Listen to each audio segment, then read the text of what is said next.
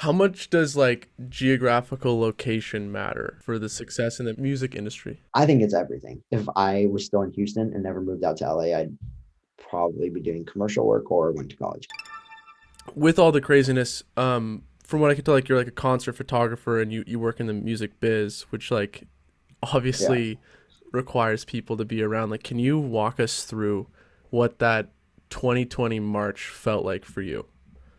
Just realizing that the world's 2020, changing. yeah, March.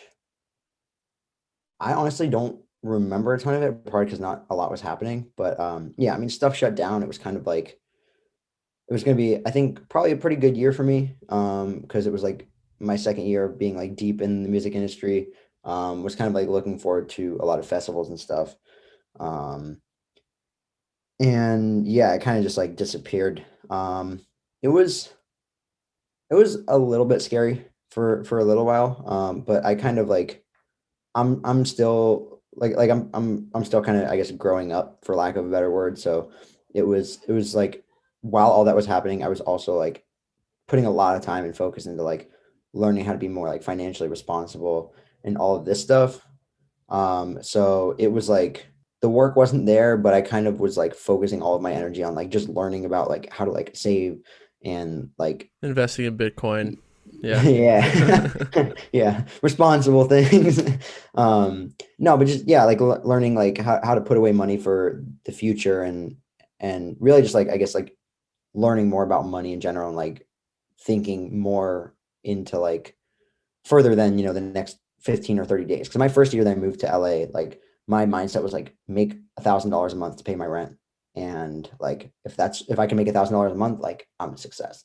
Um, so like yeah, it was just kind of like a transitional period where the work wasn't there. So I spent that time focusing on a lot of like, I guess, learning how to set up like a safety net and set up good like boundaries and business practices for myself so that once things started to get rolling again, my mindset was kind of shifted. Like, getting a little bit more business focused, not just like shooting stuff because it's fun, but also like being focused on whether it's like furthering a relationship or making sure that you get your money and like all that stuff. Because I feel like it was like with everything shut down with like everybody kind of not doing a ton of like everybody has a ton of time to just sit and like live with their thoughts and like live with whatever their current situation is. So yeah, I guess like in summary, even though I didn't have the work, I was kind of taking that time to like learn about the adulting side of all of it. It's Yeah. a whole separate side, which you don't really realize until you get into the game. I want to back up a little bit. When did you, or what did you do before you got into concert photography specifically? So I I was like I was like messing with my dad's camera like on a family trip, maybe like 2017, 2016, 2017, somewhere around there. Ended up buying my own camera, started taking photos of friends, and that turned into like taking pictures of like, like the Instagram models, like people that say they're models, not trying to like be disrespectful, but like, You can like call it what it is. Yes, good we looking know what you're people that talking like about. good looking people that like modeling for fun. We'll call it that. Right. Yeah, they Right. like themselves. So yeah, Yeah. so I started doing that, and then I guess it was 2017. Yeah, I tried to bring my camera into a music festival, like a local Houston music festival, and they didn't let me. So I found one of the ticket guys actually suggested like, why don't you just find a photographer that has a pass, give me your camera because like he can bring in cameras, and then do that. So I did that. Found a guy. He took it in for me. He was super cool. Didn't And steal your camera. no, didn't steal my camera. It was like an entry level camera. He didn't he probably didn't want it. It was probably like a paperweight for him. Um, but yeah, so I like he helped me get through the door with my camera, and then I talked to him. I was asking like, who are you working with? And he was like the Houston Press, and I said like, well, I don't know if you're ever like not available or anything, I would love to pick up any extra work you have. So he put me in touch with one of the editors at the Houston Press. I sent over my work, didn't really hear anything for about 2 to 3 weeks, and then she randomly hit me up and like asked me if I wanted to shoot a concert. So I was like, yeah, absolutely. I think it was an 18 plus concert, and I was, I guess, 17 at the time. So it was, yeah, it was like a world that I'd never really been a part of because I didn't really go to a ton of concerts before I turned 18. So I did that, and then it was like fun. Didn't really think a ton about it. Did a couple more things for the Houston Press, and then shot a music festival on Halloween of 2018 for them. I think it was 2018. Yeah, Halloween of 2018 for them, and no, Halloween of 2017. Yeah, so I shot that festival, and after that festival, I was like, this is what I have to do. So that turned into like just taking, because I like had this huge, like portfolio of shots from that 2-day festival, and so I just kind of like put that together, started sending off to music artists that were coming through Houston, like, hey, I'm in Houston, like, here's my concert work, I would love to work together. Just like trying to work for free or really whatever I could get my hands on, and then from there it kind of snowballed. So would you like find like I know there's some apps, I can't remember the app name, but like they show it's like called Bands in Town or something, and it Yeah. shows all the artists that come into town. Would you just scroll through those apps, find artists, DM them being like, "Here's my work. Hit me up if you want some photos from the concert." So I didn't really use bands in town. There's one because I was like pretty much just in the electronic music space to start. I love So that. I used I think it was called the EDM train. Um, and that in combination with there I saw there was a club in Houston that had like it was like a couple weeks after this festival when I was like on this crazy high of like have to do this. Steve Aoki was playing, and so I was talking to one of my friends who I'd actually met through like the taking photos of Instagram models, and I was like, yeah, like I'm thinking about just like showing it up at the club with my camera equipment and saying I'm a photographer and like just walking straight in to take photos of the show. And he was like, no, no, no, I know somebody that works at the club, like just let me introduce you to him and they'll help you get in. So I was still like, yeah, I was still kind of on that high. So I got in touch with that guy, ended up showing up, like let me through the door and everything. And I shot that show. And so the majority of it was shooting at this club because this one turned into like, hey, can I come shoot this show? And they didn't care because they didn't even have a photographer at the time. So I was basically giving them free photos just to get in and get photos of these artists and network and build my Instagram, whatever, all that stuff put together. So then that turned into they had like they eventually posted like, hey, we're looking for a photographer, and somebody sent me it on Facebook, and I was like, oh god, like I got to do this. So I applied, and I got the job. So I became their photographer, and they were booking huge acts like Steve Aoki, Diplo, like pretty much the biggest like electronic artists and like DJs that would come through a club that you could think of. So that like spring and summer was a crazy like opportunity to just get really good and like not only get really good or just get like a lot of good practice, but also like be in the presence of like huge touring acts. Um, so yeah, I mean, I was shooting like 4 days a week. Even when they didn't have ours, I would just come because I love being around music and would just take photos of random crowds or whatever. Um, so yeah, sorry, I'm not sure what the original question was there. I No, kind that's amazing. That answered. I want to go back to the Steve Aoki thing. When you shot that kind of 2017, 2018, yeah, it was like yeah, like January of 2018 probably. was he throwing cakes at people? Did that start yet? Do you This was a remember? club show, so Okay. I don't I don't think he threw cakes because I don't distinctly remember it. No, he did. He did. He for sure did. I just Bang like bang. ran through Here the we recap go. video. Yeah, I ran through the recap video in my head. Nah, he definitely threw cakes. Not as many, because it was like an indoor club. But yeah, he definitely threw some cakes. I love that. And then my follow up, not about Steve Aoki, about the first festival that you shot. Do you remember the biggest artist that was there at the festival? Yes, like that's kind of what motivated all of this. So it was Marshmallow. No And way. yeah, Early Marshmallow. yeah. So like Wow. at the time, I had kind of like been like I really idolized all their branding and everything because to me it was like they have this like universal like figure and logo and everything that like it's just so clean cut and like there's not like there's not a ton of personality behind it, but at the same time there's so much personality behind it. And like his career, at least in my eyes, is like 50% music, 50% branding. And I just like really admired how heavily they branded him. So when I mean, I'd kind of known who he was because it was like 2018. It was right after Silence came out with Khalid. So like he was getting big, but he wasn't like the person that he is now. Um, and yeah, I just remember like I somehow snuck on stage for that, and definitely wasn't supposed to be there. But I kind of just like act like I was supposed to be there and just kind of like hung out and didn't really step on anyone's toes. But after that, that was like I gotta 50% of me was like I gotta shoot concerts for the rest of my life, and 50% of me was like my life goal is to work with Marshmello. It's like if you're just confident, you can almost get away with anything. Like if you go into a hat store and you just put on a hat and you confidently just walk like you're owning it and you walk Yeah, out, no yeah. one's gonna say, "Hey man, you stole the hat." You wore the hat. I We're mean, just casually promoting theft on this podcast now. I love it. yeah. So I guess actually I want to ask one more question before I go into like career stuff. I love the stories you're giving us.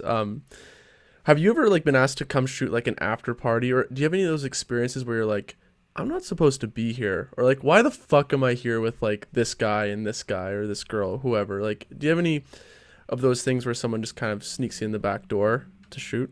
Are you saying like me being the one that sneaks in, Yeah. or Like you as a photographer who kind of just someone either squeezes you in the back door, they ask you like under the table, come shoot this thing, like an after party or something. Any of those experiences where you're just kind of like, yeah, why a am I lot. here? Like why am I here in a good way? Like In a I good don't way, deserve to be in a here. self-deprecating way. Okay, yeah, yeah, yeah, all the time. Like I mean, I don't I don't want to name clubs or artists or anything because like I mean it probably wouldn't affect them negatively, but like I started shooting in clubs when I was 17. So like I wasn't supposed to be there because I think legally you have to be 18 to even enter clubs in Houston and 21 in LA.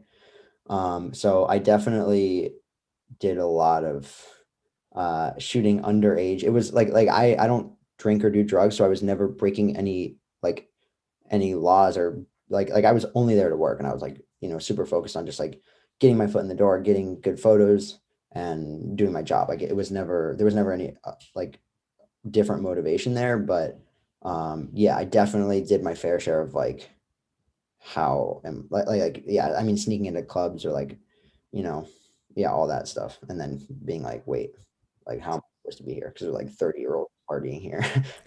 So I guess there's a lot of stories you cannot share on the record. I understand. um well there's not really that like there's not that many stories that are like sneaking in stories, like there's not really any crazy um like getting in was never really the crazy thing. It's more just like the people that I was around and stuff. Well, that's uh, mainly what I'm saying is like those moments of when you're in there, wherever it is, and you're kind of just watching and observing. You're like, wow, I didn't realize it's like this. I didn't, or it's like, what yeah, am I I mean doing here? I think that was probably like more of a realization at the beginning, like when I was still in Houston and I was like kind of just like obsessed with the fact like you could be around music like this with like a good sound system, like a ton of people that are like just here to have fun and all that stuff. So I guess I was like more surprised and like grateful for the atmosphere than like for the people I met, if that makes sense. But then obviously like because once I got to the point where I was like, why am I around these people? Like I don't deserve to be around these people. It was like I was already kind of used to the work side of it. Mm-hmm. If that makes sense. 100%. So I guess moving on to like what I wanted to ask before was like the confidence angle. Like what is like could you like describe yourself with one characteristic where you're like this thing or this set of characteristics I have as a person like led to my success at a young age? Because you said you started at 17. How old are you Yeah. now? I just turned 21.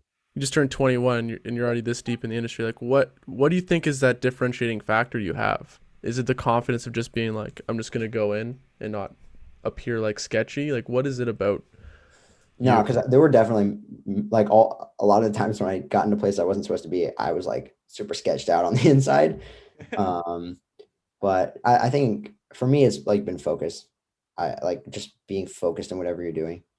Um, that's like, yeah, I feel like if you can work hard and be focused, and not let things distract you, like that alone gives you an advantage over everything else. So like for instance, like not drinking.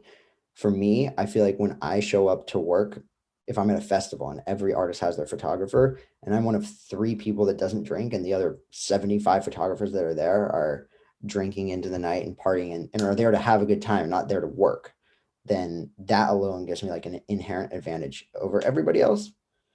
Um, Wait, so are so like a lot of photographers are drinking on the job, like the whole We time? want names. Out Wait, these people. no, not no, literally. I can't. I'm not naming names, but the majority of the people like they love the culture and they love the experience, and like I don't blame them for like wanting to have fun because like, dude, I mean, you get to go to concerts for a living and you're getting paid to go to like live music events.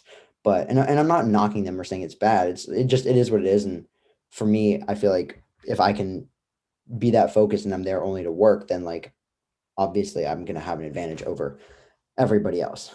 Are they getting hammered? Sometimes yeah, sometimes no. I mean, a lot of times it's like after the artist that they're working with has played.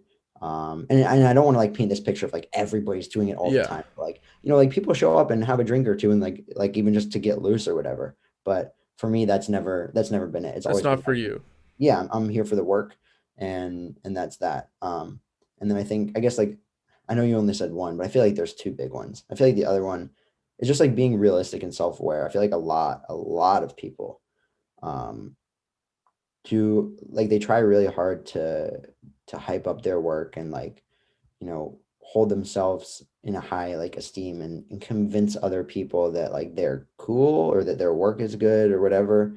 Um and I feel like you being brutally honest with yourself and honestly sometimes like too hard on yourself really can go a long way because if you're always praising yourself and telling people like, yo, look at this thing I did, it's so dope. Like I feel like more often than not you're going to plateau and like not be that good or not get any better. Whereas like being really really self-aware and being really hard on yourself um can kind of push you to move a lot further. I think that's a great point. One of the things that I see in myself and other creative people is that not even just the external conversation, but I think it's really easy to fall in love with work, especially when you're getting better and you say, "Oh, I really attached to this photograph," or "I love how this came out."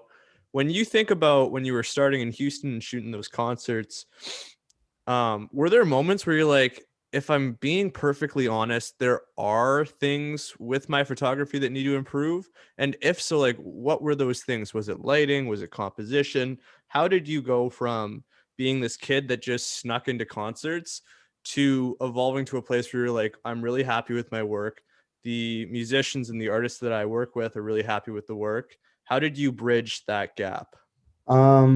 Well, I guess it's first important to like note that I'm not always happy with the work, and I feel like I'm sure most people aren't. Like, Yeah, nobody ever is. yeah, so like it wasn't like a specific thing. I think it's kind of always been like I don't want to sound like a douche, but like kind of in like intuition based.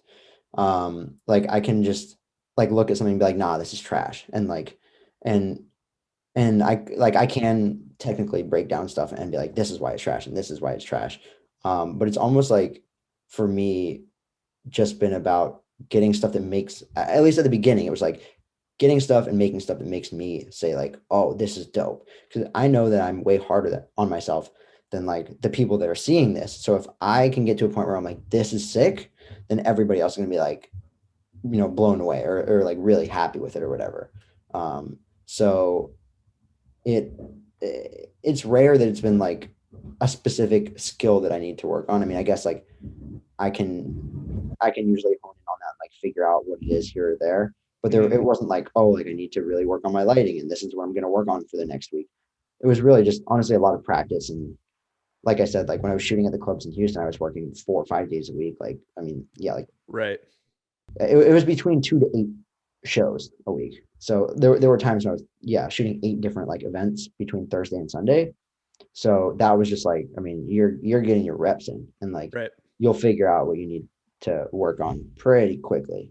Right. I think that intuition, I'm a pretty intuitive person myself with my work. And one of the things that I've struggled with is that there's a lot of times where I don't have language or I can't explain something, but I just know intuitively, like, this is how this should feel, or um, kind of to that point. But I want to go further because we've had other concert people on, people who shoot Concert concerts. people. It came out of my mouth and I was Concert like, guys. that's just a terrible way to describe that. People who shoot concerts. And we were talking to this one guy, and it's a little different for him because he's a videographer, but this guy was a savage. He would get home from shows at like 1 a.m.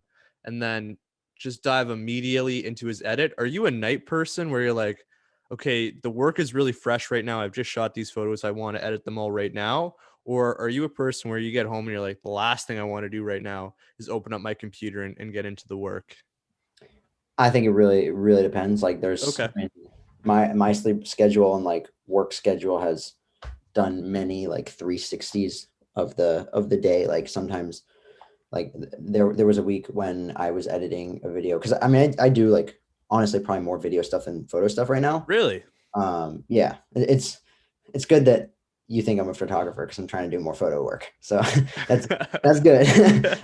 Wait, but your Instagram, there's not much video stuff, but you're animating photos from what I can tell. But anyways, yeah, there's a we'll lot get of into that, later. and then there's a lot of video work that I just don't post as well. But yeah, I mean there was a time when I was editing a video and I was going to bed every night at like 6 a.m. Like, Oh, I love that. We've talked yeah, about this before. yeah, it's like, I mean, you get in a zone. It's just like when you really get into it and you like want to work, and like it just becomes that time. There's nothing else going on in the world, so like you can just sit there and like play some music quietly and just like grind through it. But you know, there's other times when like if I have like a longer deadline or it's something that isn't necessarily as like creatively exciting, that I want to like put it off a little bit. So I love like the work portion of it. When you get in that like zone, it's great because no one's gonna bother you. The piece, because I worked a bunch of nights or very early on, especially in university. And the piece that just broke the camel's back for me was when you were trying to go to bed at 6 a.m. and I could hear people outside starting their days. And I was like, what am I doing here? Have Yeah, I you ever remember. experienced something like that? Um, well, I remember the first time I ever stayed up till the sun rose. I was shooting actually a festival in Texas, like spring of 2018. So right when I was graduating high school. And I remember like we were in an after party, and yeah, I remember the sun coming up and my whole brain was just like freaking out. I was like, wait, the sun is not supposed to be up This right isn't supposed to now. be happening. Yeah, but then like, I mean, as I'm sure everybody has, like I've had plenty of my fair shares of like, you know, staying up through the night and whatnot for like traveling or editing while traveling and all that kind of stuff. So it's become normal. I mean, it's still like, I feel like I've aged 10 years in the past too, but so like it's a little bit harder to be like, fuck yeah, I'm gonna stay up through the night tonight. But it's still like it just happens, and I'm like, it's not that bad. And so I've gotten used to it, I guess. The worst is when you do it 2 nights in a row. Oh, I don't even know how you do that. I'm one of those Uh, guys who gets tired really early. What were you gonna say? no, that's just, yeah, that one was a rally. There was a lot of caffeine involved there. Maybe some Wake up others. straight to the Red Bull. So okay, here we go. I skipped Red Bull and went to Monster. You probably had one of those super cans too, not the tall boys, but the 750 No, I milliliter just went ones. and bought, like, it was like buy three get one free, so I bought four. Would be rude not Buy. to. I've never heard of buy three get one free. I've never heard of that. It's always the Yeah. buy one get one free. Anyways, I kind of want to take a step back for a sec because I look at concert photography. It's like run and gun, and if you're trying to like get the right shot, it's not as controlled, right? So you're trying to get the right lighting, get the right shadows on the face. You're trying to do some like artistic styling. Like, can you like? I want to get a little pragmatic and on the floor here, of like what a shoot day looks like. Could you break down like what you're looking for when you're shooting an artist on stage? Are you trying to capture a side of the stage where the light hits their face in a certain way? You get some like Rembrandt lighting, or maybe you can catch them in a silhouette with the backdrop, whatever their backdrop is. Like, what are you thinking about when you're shooting? And we're talking about concerts, not We're anything gonna else. talk about concerts, yeah, right now. Okay. Or Um, festivals, like just live yeah, performance. shows. Um, Honestly, I mean, yeah, you said, it's pretty run and gun. So it's like it's honestly pretty rare that you get opportunities to get really great shots of artists. So like the majority of my stuff on page is definitely not like that. Those are the exceptions. Those are the ones that are like what I was talking about earlier. Those are the ones that make me say like, holy shit. Like the majority of it really isn't like that because it's usually only like the headline acts that get the crazy lighting and the crazy production, and like that photo of ASAP Rocky with fireworks behind him that match his jacket perfectly. Like that stuff is super, super rare. And so honestly, it's just about being I don't really try to think about like how I'm gonna set up the artist or anything. And it's really just about like knowing that if something does come, you are prepared for it and you're not gonna slip up and miss it. Um, and being in the right place at the right time enough of the time. Um, so like a lot of times with festivals as well. I mean, I don't want to.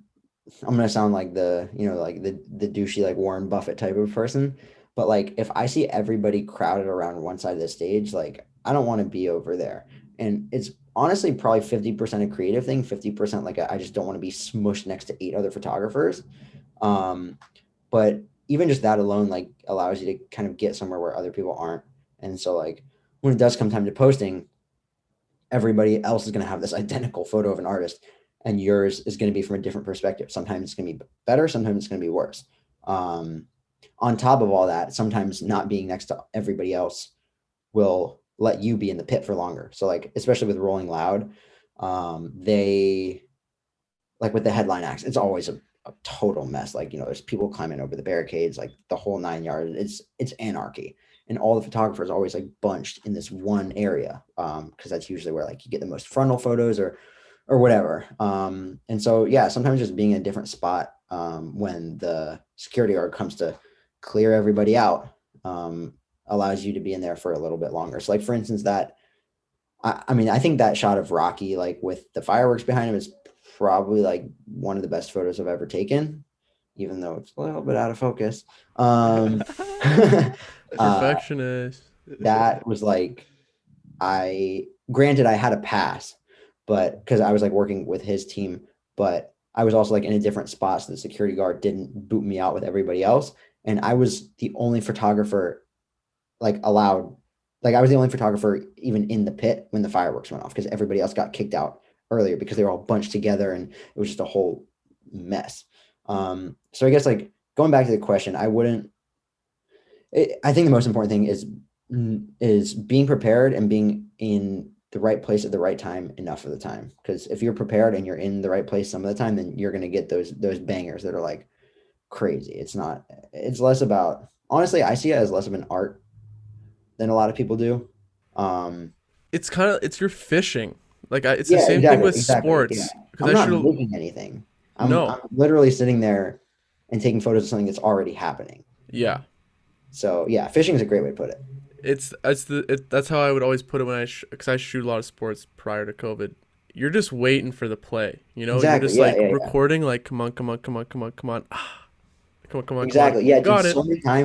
So many times when like I've been trying to capture like fire or whatever, and it's just like, come on, please stand in the middle of the stage and like fire on this song, please, please, please, please, please. Yeah, like yeah, that that's really accurate. And just like praying that like like sometimes I like if there's a catwalk and it's like rectangular and I can't get to the center of the catwalk and I'm on the corner, I'm like, please just like take one step to the left. And sometimes the artist does, sometimes they don't. Little side thought. Like I wonder if there's like I've heard Drake. I watched one of his interviews and he was talking about how he creates songs not just for like the pure music side, but makes him feel like he's expressing himself properly, but also for like performing. So he creates music to perform, and that like works well, similar to like God's plan. Like Yeah. I only love my bed and my mom. I'm sorry. It's like the whole crowd singing that with him. I wonder if some artists are thinking like, I'm gonna like be on the stage and do things that look good for photos. Yeah, I wonder if that's a thought. Like, have you ever talked to artists where they're like thinking about how this photo would look with the way they acted on stage, or is that like way too meta? And like, I feel like That's a deep cut. Yeah, I mean, I'm sure some artists think about it, but especially the bigger artists, honestly, like that's the last thing on their mind. I mean, they've got They so don't many give a other fuck. things to care about, and I mean, a lot of it's like that's kind of why they hire people that they know are going to get the shots because they don't want to worry about it. They're just like, I know that if I bring this guy along, he's going to get what we need or what we're looking for, and it's not something that anybody else has to worry about because they're good enough at their job that they're going to do it. So it'd be sick if artists were like posing for photos, but Well, it's not about posing. It's like just like you were saying, like be in the middle of the stage when the fire goes off. You know what I yeah, mean? it's Whereas some probably artists, they're I, off to the side, I would not say thinking about it. I think it's probably something that happens with smaller artists, to be honest. Like because they're I think oftentimes smaller artists honestly care about it more because they they have things to think about. They have to think about what their next Instagram post is going to look like, and they have to think about what they look like when they play their new song that just came out and all that stuff. Where it's like if you have a huge artist, they don't care about anything. Like they're just there to perform and make a fat bag. Um, so yeah. I love that. Switching gears just a little bit. I'm looking at a photo that you shot of Shaq. He's flexing. What was that experience like? 'Cause I got to imagine he brings a whole different kind of energy to a shoot and to a concert. That was ridiculous. Yeah, that whole thing was like, I mean, yeah, just like weird and like, I mean, seeing Shaq playing dubstep, like the table, so just everything about it was crazy. Like the table, the DJ table, they had a dude who was like 5'10" or of like normal height play like before him, and they had to give him like a booster, like he was standing on a box. Like the DJ table was up to my chest, and I'm like 5'11". So just everything about it was ridiculous. Like when I shook his hand, like I couldn't see my hand. It was just like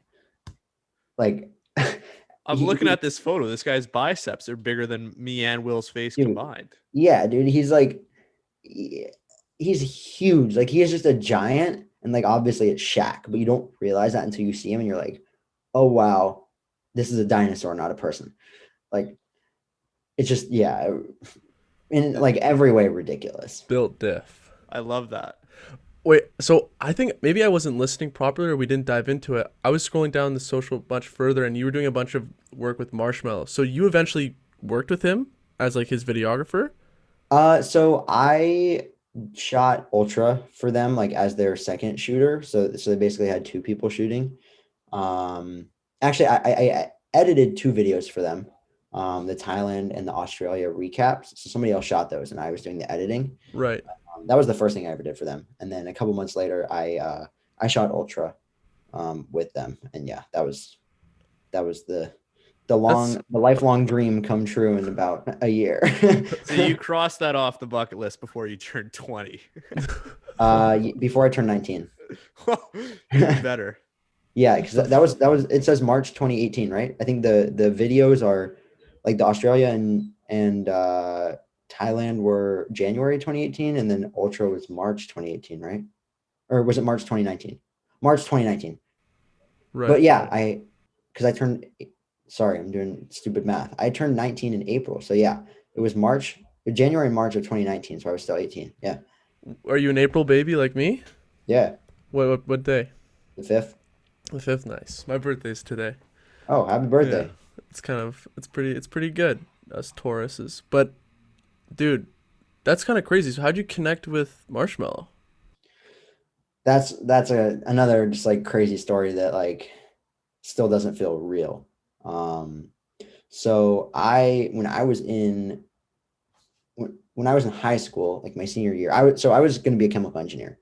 Like I had Damn, applied to all my schools in 180. yeah, I had applied to all my schools by October. Like I was into I was in everywhere. I actually applied to U Toronto as well, and was thinking about U Toronto, thinking about UBC, but also like maybe Colorado, um, looking all over the place. But yeah, I had like gotten to the schools I wanted to get into. Like I was set. I was like checked out by October. Um, I love that. but October was also when I shot that first music festival. And at the same time, I was like, oh God, like this is not good. um, So my college counselor, we were lucky enough to have like college counselors in my high school. I don't know if everybody has that or not. But she, over my winter break, she was like, just, do you think it would be a good idea to look at film schools? And I was like, I don't know. Like, I'm already into school. Like, taking photos is fun, but whatever. And she was like, just look at these schools over your winter break. It was like 5 schools or whatever. I didn't look at them. So I came back, and I remember we met on January 6th. And she was like, did you look at any of the schools? And I was like, nope. And the deadline to apply is January 15th. So the clock's ticking, because usually, you take like a month to submit or to, like write and revise and then submit a college app. And she was like, well, I think you should just pick one to apply to. And I was like, okay, whatever. So I start looking, we started looking at some of the ones that she suggested. And one of the ones was Chapman in Orange County. And I was like, is there any reason why I should apply this one specifically? And she was like, well, is there anybody that you look up to? Like, maybe we can see where some of the people that you look up to went. And Marshmallow's creative director went to Chapman. And I was like, okay, so first of all, we're applying to Chapman. Second of all, like, I should email him and see like what his thoughts were on Chapman. So I emailed him, not expecting a response at all. I was like, I'm sure this dude's super busy. Like, this guy's working with one of the biggest artists in the world. They're playing like 300 shows a year. Like, I'm sure he's not going to respond. He responds in like an hour. Gives me like paragraphs on paragraphs, like stuff that he liked and didn't like about Chapman and whether he thought that it was worth going or not. And so that was convincing to me. I was like, okay, I'm going to Chapman. So then that summer, the summer of 2018, I like came out here to LA just to like visit with one of my friends, just to hang out or whatever. He was coming for like 3 days and I tagged along, and I was like, I should probably find something to do. So I went to our email, and his phone number was in the email signature. And I just texted him. I was like, hey man, it's Evan. I don't know if you remember me. Like, I'm going to be out here for a few days. Like, I'd love to meet up if you have some time. He was like, yeah, man, come by the office. So I came by the office and then met him, and then just kind of stayed in touch like over the next year or so. I would just hit him up, like, you got any work you can throw me? And like, I would love to work on anything you guys like think I could be a good fit for, and just kind of like stayed persistent and kept building that relationship, I guess. And then one day he just hit me up. I love that. I fucking Ridiculous. love Like, that. totally ridiculous. You've got a bunch of these crazy stories. Okay, one thing I notice is like the focus runs straight through, and you're so young. And I would imagine, this sounds like a backhanded compliment. It's not intended to be that way. I would imagine that there's people in your life that are like, why don't you want to come to this thing, man? Like, let's go hang out and do this thing, or go to this party, or like hang out with this friend, or like, there's these girls here. Like, I remember when I was starting out, I was nowhere near, I think, as focused as you were, but I would turn out a lot of stuff, and people would kind of be like, oh, this guy's got They another just make you gig. feel bad. Got another gig. And when you're 21 and everyone's partying and everyone's getting crazy, everyone's lost in life, there is a feeling of being an outcast or people kind of making fun of you. How did you deal with staying focused through that stuff, through those Yeah, years? I mean, people, the only people that really ever made fun of me was probably like my friends in high school when I was first starting, and like I was like taking photos of girls, and like I was like 17 taking photos of girls, like doing like like modeling poses and stuff. But once I got into music stuff, I didn't really get made fun of a lot. I definitely got pressured more than made fun of. I think like there were a couple times I was like, Sorry, I didn't mean to say make fun of. That wasn't my. I oh was saying more no, just being pulled in different directions. Like, this is your goals here, but then your friends are like, let's do this, or someone in your life's like, come on, man, let's do something else. Why are you always working, bro? Like, let's just like have fun. You know what I yeah. mean? So I mean, I think like honestly, I didn't have a lot of friends and still don't really have a lot of friends. So I didn't really have like a lot of friends pulling me to like come party or hang out or whatever, because I made it very clear, I guess, to myself and everybody else, like I was here to work.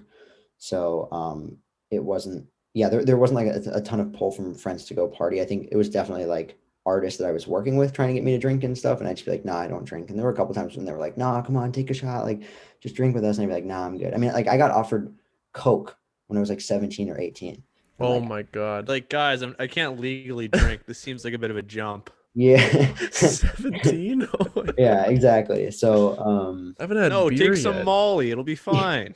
Yeah. Dude, What? we can start But this business, man. Just do this bump of coke and we'll work all night. yeah, it was definitely like, I mean, I definitely felt like, I don't know if an outcast is the right word, but like a little bit different because I was like a kid, like around all these fully grown adults that are doing kid things while I'm doing adult things. So it was like a weird, like, I just kind of had to sit and like trust myself and know that what I was doing was what I wanted to do and what was probably best for me versus like watching all these other people party and try to get me to do it. Yeah, I don't know. I guess I just listened to what I wanted to do more. And I mean, like, even, yeah, even in the past year, like with friends and all that kind of stuff, like I've definitely had people that have tried to get me to drink a lot. And I'm just like, no, this is not something I want to do. So you've been to all, like, you've done all the major festivals and you've shot with all these big people. If you had, and maybe maybe this is a bit of a tough question. If you had to like give a top 5 of places or people that you've shot, what would that be? My favorite festival that I've ever worked was Coachella for sure. It's just like, You got the models and the artists. So it combined your two passions, your two two Come things. full circle. that one was just like, it, everything about it was just like perfect, I guess. Like it was very, very clean. Like it's a super like clean festival, not even physically, but just like from the branding side of it. And like we had so much freedom to do whatever we wanted. We just like had a deliverable count. Me and my former roommate who hired me on to help with him. It was just like we had yeah, we just had a certain number of deliverables for the weekend and that was it. And we could run around and shoot them and edit them. And you know, the hospitality was on another level. Like they gave us a whole house to stay at for 3 weeks. And the food was ridiculous. And like everybody on the crew was super nice and cool and just happy to be there. And I mean, just all around like amazing experience. So Wait, you got to work 3 weeks? It's like a 3 week festival? well, so Coachella's 2 weekends and then Stagecoach is the third weekend. But they just we were only actually hired to work one weekend, but they had the house for all three. We had a house and pass for all three. So they were like, you guys can come and go whenever you need. Like this is your house for the week or for the 3 weeks. This is like these are your keys. So Oh my God. Not a big That's deal. ridiculous. no, it was amazing. I mean, yeah, it was yeah, that's definitely like the best like experience I've had working at a festival. I think on the like other side of the spectrum is Rolling Loud, which not saying is bad. I'm just saying like Rolling Loud is definitely like it's a free for all. Like you're fucking fighting through crowds. Like you're most of the time getting denied access for places that you're supposed to be allowed to get into. Like it's in every way, shape, and form a free for all. There's kids jumping onto the stage and like people bodies like hitting you and falling over you and like but at the same time it just that energy is like unmatched anywhere Yeah. else. Like being in the middle of that is like just insane, like totally ridiculous. So those two festivals are probably the most memorable. Life is Beautiful is probably the coolest festival I've ever been to because the art there is ridiculous. It's like in the middle of old downtown Las Vegas. And that one was the first time I worked a lot with this company called Alive Coverage, which is another thing that my roommate brought me on to. And they're just like a group of really, really great guys that are super professional, do a really good job, but are also really cool people. So that one was kind of like another all around, just like really great experience. I would say those three are probably the most memorable. Did you get to shoot the 2018 Rolling Loud? No, because I No? was no, the first Rolling Loud I shot was like late summer of 2019. Right. Fuck, 'cause I would if you did, I would have asked what was like. Did you ever see the XXX Tentacion ski mask last performance there? This Have guy you is ever- Ski Mask, the Slump God's Crazy. biggest fan. We have to preface that by Dude, I saying saw that. Ski Mask live in Toronto, and it was the craziest show I've ever been to in my life. I couldn't imagine being a photographer there. Yeah, It I'm sure must- the kids were going nuts. It's crazy because it's like a mix of like punk rock and like rap. It's obviously rap, but like the vibe and energy is like Screaming. chains on your neck, screaming, like Yeah, green no, hair. he's It's crazy. wildness. But at such a young age, you're in the industry, and if I go to IG, it's like Post Malone, Ty Dolla Sign, Eminem. Like, how are you getting connected with all these people, and like what are you doing that's got you to like work alongside such like big names like this? Is there like a firm or like an agency you work with? Is there like a person that maybe has like helped you get to where you are right now? Like what do you how'd you get to where you are, pretty much? Yeah. So I mean, I think like we can start top down and go from like most general to most specific. I mean, I think like at the at like the most top level, it's definitely like the mindset and what we talked about earlier, like focus and just like focus and confidence and being self-aware and just like always, you know, working hard. But like specifics, no, I mean, I've never had like an agent or a manager or anything or worked with an agency really. I would love to. Um, but a lot of it's just kind of word of mouth and moving from one to another. And I mean, there have been specific projects that I've worked on that have gotten seen by a lot of people, like from my socials, that kind of like, you know, put myself in front of a lot of eyes. Um, but a lot of it is really like one meeting somebody sometime that leads to another thing that leads to another thing that leads to another thing. So like my I think the person that has done the most for me is undoubtedly like my former roommate. His Instagram, I don't know if Arude's talked about him, but it's Transition Ninja. I Transition follow underscore. him. That's insane.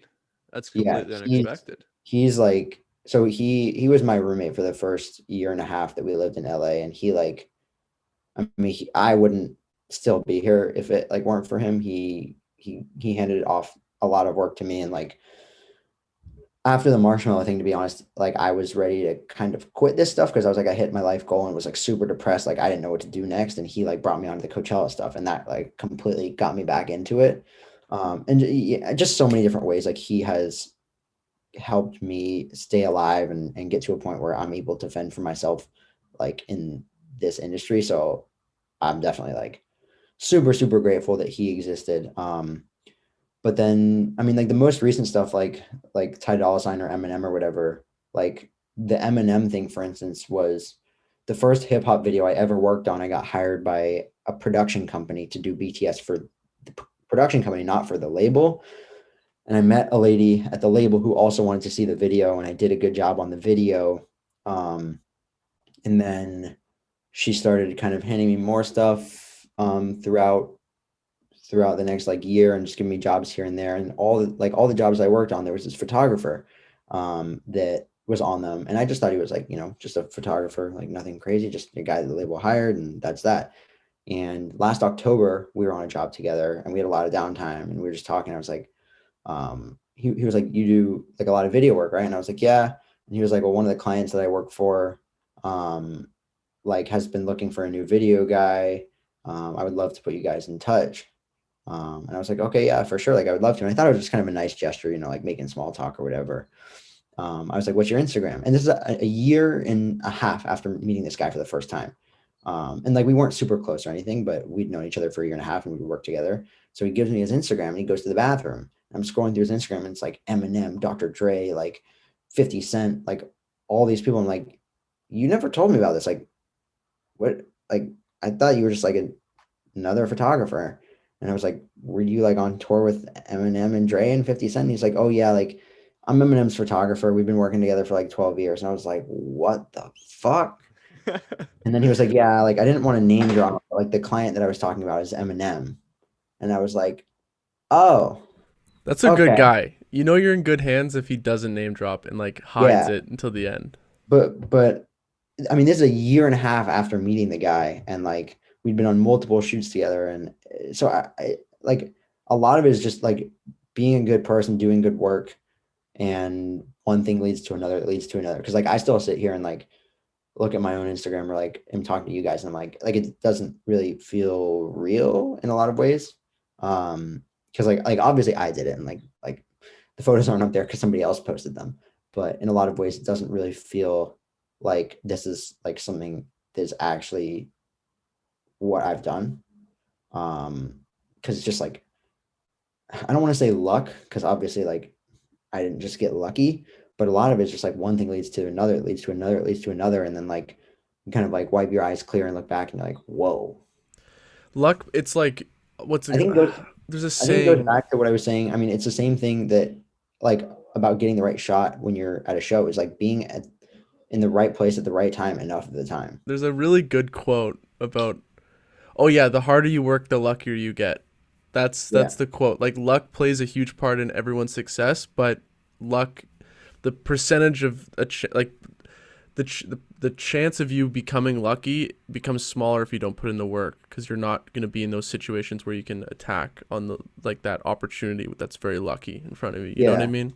Yeah, absolutely. And I think also like it's it's really easy because like I still see my friends or people that I know that do work and I'm like, damn, like that sounds dope. I wish I had done that.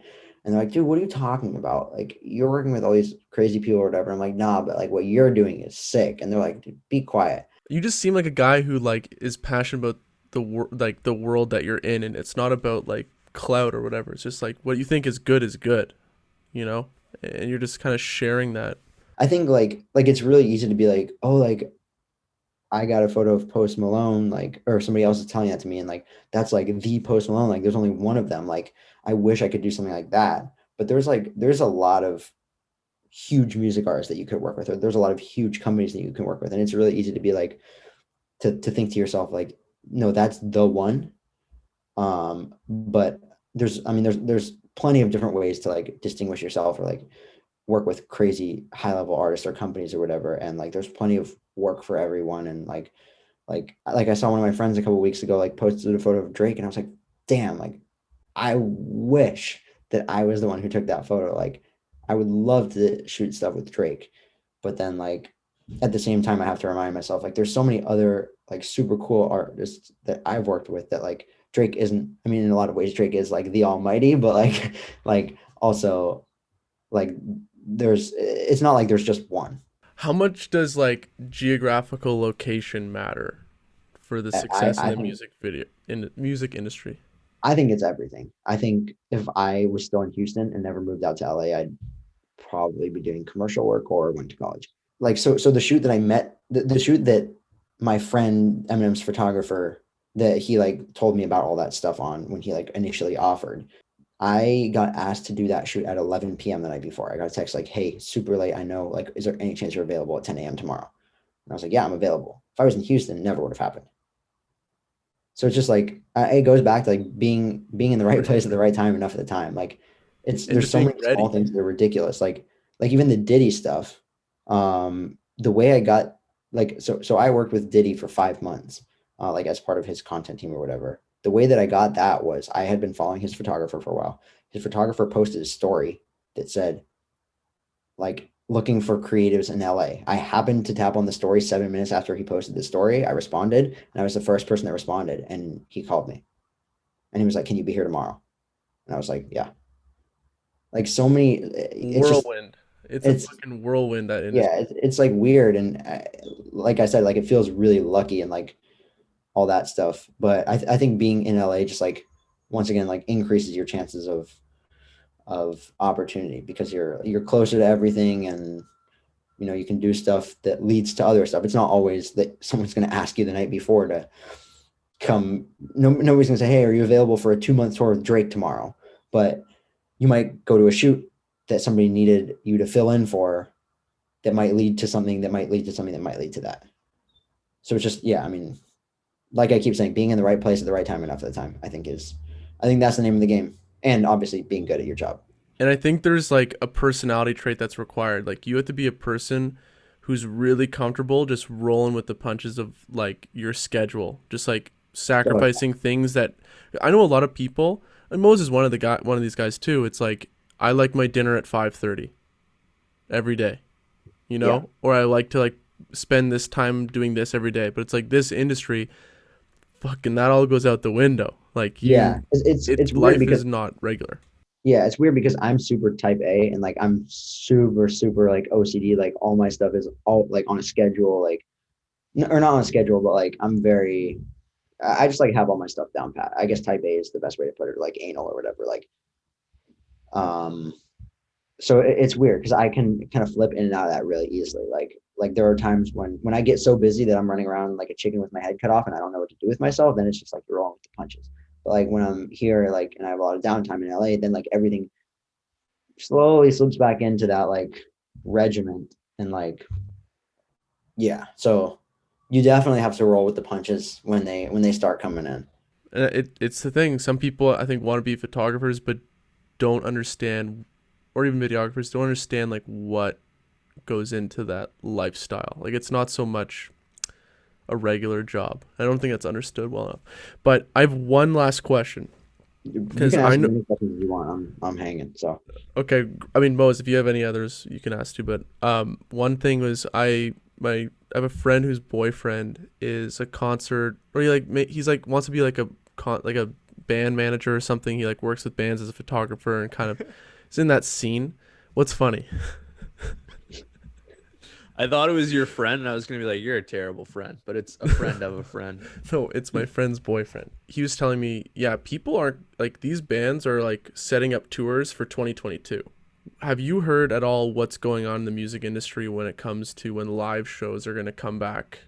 oh yeah, EDC is happening in a month. What is? EDC, What's that? it's like it's the biggest music festival in the world. It's electronic music in Vegas. It's like 400,000 people. Vegas is another spot, just like Miami. COVID never existed. Yeah, so I mean, EDC is set to happen. I don't know if they're going to reduce the amount of tickets they're selling. Um, Festivals in California are happening, like Hard Summer in August, like at the beginning of August is happening. I've got a friend who manages some people, and they've got tours happening in the fall. They one of they're Red Rocks. It's No. like a famous venue in Colorado. Oh, Like I know it. It's yeah, beautiful. It's yeah. like out of this world. Yeah, I've never been, but Red Rocks, I think their first show is May 1st. It's either Kate Renata or Wow. Zoo. Obviously they're like 20% capacity or something, but like stuff's moving back. You said earlier, you basically hit your life goal or one of your life goals of shooting with Marshmello. And then you had that moment after where you were like, well, like what comes next? Was that a moment that kind of kickstarted your interest in doing other things, or had you had already been doing videography? And the reason I ask is because I was just scrolling through your feed, and you're not just doing videography, you're also doing the animated photos, and you're kind of mixing a lot of different things now. Did that start because you're kind of like, well, I've done kind of all the big things that I wanted to do with photography, or where did that come from? The desire to do more? Well, I actually started doing video stuff when I was back in Houston. Okay. Like before I started doing any of the concerts or anything. But it was just I feel like it's a lot easier to distinguish yourself with video stuff, but a lot harder to get to a point where it's like really cool. So, um, What do you mean by that? Like harder to get where it's really cool. What do you mean by like that? I feel like a lot of video work is really bad. Like, or not really bad, but just not that great. Like I watch a lot of videos that people put out or whatever, and it's just like this is whatever. Like it either looks the same as everything else, or it just kind of is what it is, and it's not like that cool or compelling or anything. Is that Uh, like the music scene? Music Or videos, concert videos, commercials. I mean, a lot of stuff. yeah. Um, I and definitely noticed that so with concert recaps. yeah, they all look the same. Yeah. Formulas. I Yeah, say the same about web design, man. Web design's like there's templates, and this is kind of going off on a different place, but one of the downsides of social media and having access to everything is whether it's concert photography or web design, the rate at which ideas are recycled is just happening so quickly now, where like everything eventually I think is going to be a copy of something else. So it's interesting that you brought that up. yeah. So like, I mean, like on that note, it's just like I feel like it's really easy to distinguish yourself as like doing video because there's so many different things that you can do and ways to go about it. Whereas like to be a known photographer, your photos have to be like ridiculous, like really, really good. So that's kind of like what started or one of the motivations for like continuing to do video stuff. I mean, it started because I wanted to do it, and it continues because I feel like it's a lot easier to distinguish yourself and stay different. On the topic of the marshmallow thing, and after like how I hit that life goal or whatever, like I just didn't really know what to do. Um, it took a while for me to dive back into it. That obviously Coachella was amazing, and that was like only 3 weeks after I did the Marshmallow thing, and that kind of like got me back on track of like, okay, maybe this is something that I do want to do for an extended period of time. But I don't know if there was like specifically like a certain like event or like impetus that like flipped the switch. I think it's kind of just been a gradual thing of like honestly like growing up and like the more time you spend in the industry that like as with everything, like the more time you spend doing something or the more time you're in something, like the more you learn about it, and you you understand like what works for you and what doesn't work for you, and if you're self-aware enough, like you can figure out how like what you want and all that stuff blends with like how the industry works. Right, right. Great answer. My one last question, just as a follow up to that, would you say that there's any stronger kind of internal driver right now for you with your career and your work than the desire to create unique or different work? Like, is there something stronger than that, or is that what's really driving you to create right now? Right now I'm pretty business focused, to be honest. I mean, obviously, like if I'm doing work for clients, I'm gonna like I want it to be cool and different and dope. Like if Eminem's asking me to do something, I'm not just like, I'm gonna get the work done and knock it out or whatever. But yeah, right now my head's kind of in a business spot. So kind of thinking about like where to move next because I mean, yeah, I guess I just turned 21, but I'm ready to move on from just shooting stuff. So like I'm kind of ready to start managing bigger projects, whether that's directing or starting an agency or something where I'm able to, like run more of the creative and like spend more time conceptualizing ideas and like building out entire brands and ad campaigns and that stuff. And then like running a team that I know is good at each of their like individual respective like duties that could do a better job than if I was just like, hey, I'm a videographer and I can do everything on my own. Um, so yeah, that's kind of where my head's at right now. Not exactly sure where I want to take it yet. The agency route is a possibility. The directing route's a possibility. I haven't quite narrowed it down yet, but yeah, right now, and especially like in the past 6 to 12 months, it's definitely been like business. That's an interesting take you just said, or not necessarily a take, but thing you said is like you'll create like I feel like what's going on right now is like everyone's like a shredder, like producer, shooter, editor, but the Yeah. work that comes out of that, frankly, is just like a watered down version of what it could have been because you're managing all these different roles. Is that kind of what you were saying, where it's like you have a team dedicated to video, so it's like there's a shooter, editor, and like director. So it's actually like meaningful, good work instead of just one Yeah. person burning themselves at both sides of the candlestick. Is Yeah. that I what mean, you're kind of talking about? yeah, there's different aspects to it. Like, there's definitely the creative side of it where I feel like, if you have a team, you're going to be better than if you're just one person. I mean, I would like to think that I do a pretty decent job of like kind of handling everything because I'm like the majority of the work I do is kind of just like run and gun. I'm the only person. Um, but yeah, there's definitely the creative side of it. It's like if you had a team and all of that, you are gonna have a better creative product, especially because I see so many people that hire their friends to do work, and that drives me up the wall because I know that like I have good resources of people that like are friends or are not friends, but that I know do great work. Like Arud's, for instance, like dude lives in Toronto, and like we're homies, but like we're not like super close friends. We don't talk every week or anything. But like if a job came up and it was something I thought Arud's would be great for, but then I also have a friend in LA who does the same thing, but he's not as good. Like I'm hiring Arud's.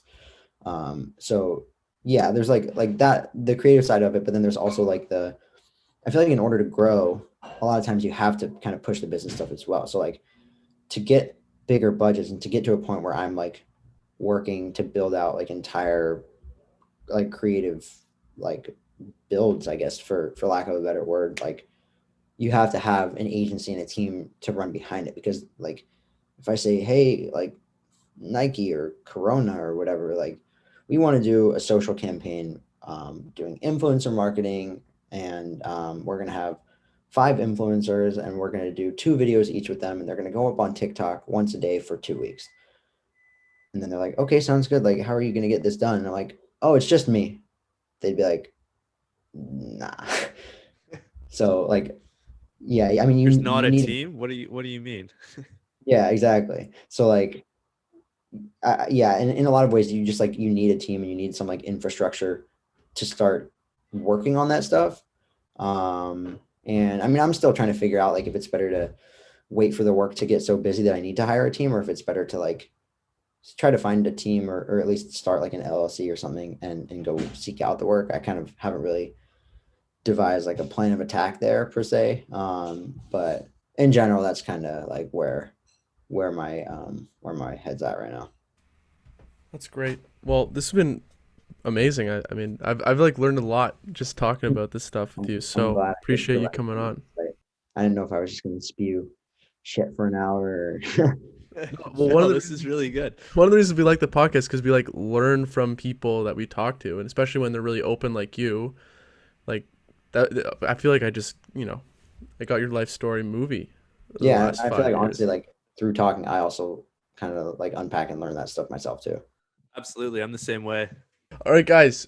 Everyone follow Evan on Instagram at Evan Hammerman and follow us at RnR Podcast on all platforms.